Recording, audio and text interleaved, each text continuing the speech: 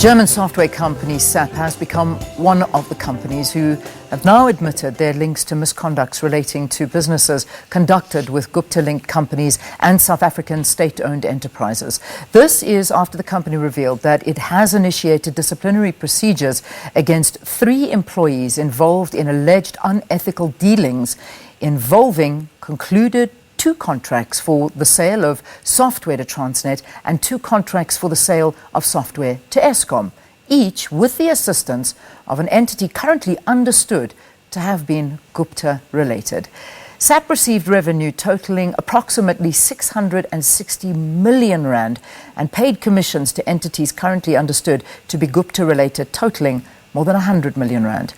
Let's talk a little bit more about this. We're joined in studio by David Lewis, the Director of Corruption Watch. David, thank you so much for coming in and talking to us this morning. Thank you, dear. So we, again, look at something like this. And, I mean, is it a case of too little too late for SAP to finally admit involvement in this misconduct?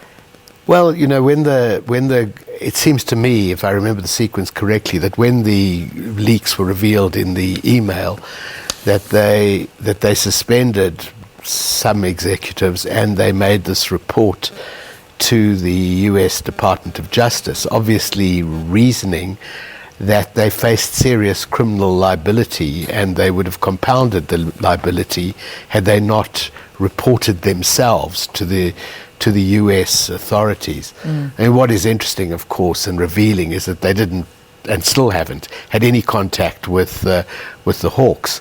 You know, not only have they not reported to the Hawks, which they are, I think, required to do, but even more serious is the fact that the Hawks haven't even gone to them. The Hawks have had no contact with them, despite knowing 3 months ago or 4 months ago that this had happened. And, you know, I come away from this feeling the Hawks are a real disgrace. They bring, the leadership at any rate, brings nothing but shame on South Africa. It should have been the Hawks asking for support from the US rather than the US asking for support from the Hawks, and it really is a disgrace. What do you think is the problem with the Hawks? In fact, we can say right now what we like because we have a right to reply, and that's going to happen at 25 minutes before 7, where we're going to be joined by the acting head of the Hawks. So what do you think is the problem there? Is that a captured institution? Yeah, well, exactly. I mean, you know, interestingly, the term state capture has become very current in South Africa. I think we were the first to use it some years ago, and it was in reference to the Hawks and the NPA.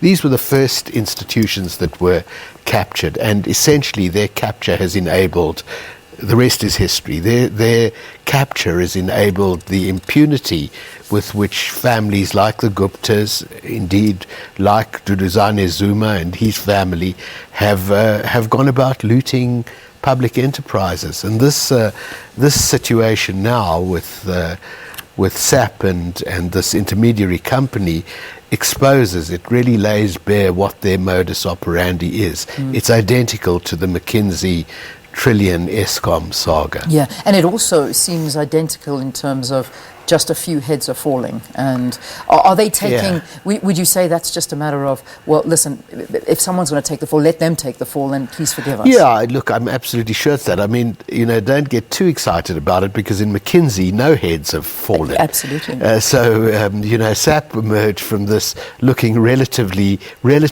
good, but not terribly good. McKinsey have not disciplined anybody. In fact, they've specifically said that they're not disciplining anybody. And as I say, the modus operandi between the 2 cases is identical. So let's go back to SAP now. We're talking between the period of December 2014 and November 2016, approximately 100 million rand paid to Gupta-linked companies. How deep do you think the SAP investigation will actually go, and do you think there's more that will be coming out? Yes, I think that there will be, and particularly if the Hawks do their job, because while the money laundering, the remit of these illegally earned funds outside of the country can be taken up by the US authorities or foreign authorities, The modus operandi is to set up these intermediary companies, not put one of the Gupta brothers or Dudizane Zuma or somebody particular, very, very high profile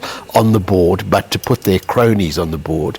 In the McKinsey Trillion case, it was Salim Essa. I'm not sure exactly who it was here.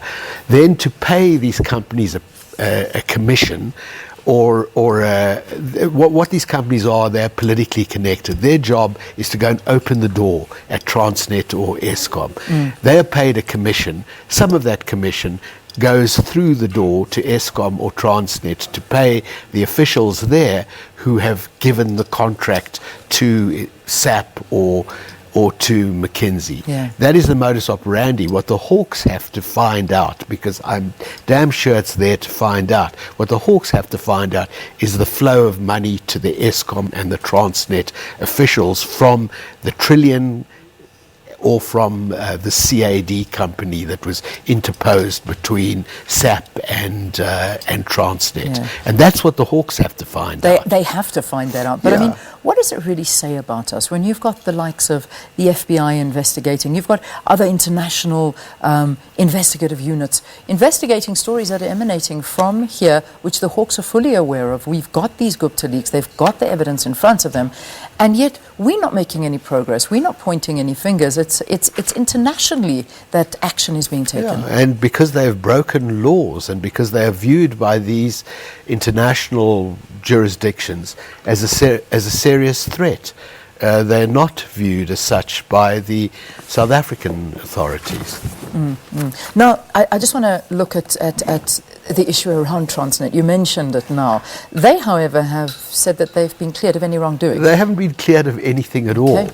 Not at all. I mean, that's a really appalling half-truth. That what hasn't been done is that the Hawks have not investigated the obvious link between these intermediary companies that opened the door at Eskom and what it took to open those doors. Yeah, and what it took was a share of the 100 million rand that they received, or a share of the 600 million rand or 500 million rand that Trillion received. That's what the investigation, and the investigation is not different. I mean, you and I can name the people in Transnet and the Hawks at who they should be looking first, and that's where they should be going. And so far they've done nothing. David, we have to leave it there. David Lewis is a director from Corruption Watch. Thanks so much for talking to us. As I mentioned, we are going to be joined by the Hawks. That'll happen just after our news headline bulletin. All right, Valen, I know you've got a bit of time, but just let's get up to speed with our top sports stories.